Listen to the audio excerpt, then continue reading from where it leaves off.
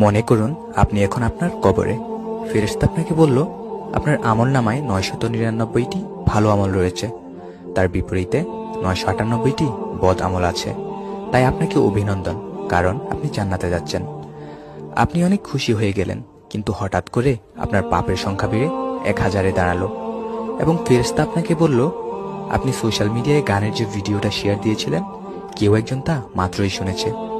সে আপনার মাধ্যমে পাপ কাজ করেছে, তাই সে পাপের বোঝা আপনাকেও বহন করতে হবে। আপনার বদ আমলের পরিমাণ বেশি হওয়ায় আপনাকে এখন জাহান্নামে যেতে হবে। শুধুমাত্র অন্যের পাপের কারণে জান্নাত হাতছাড়া করার পর আপনার কেমন লাগবে?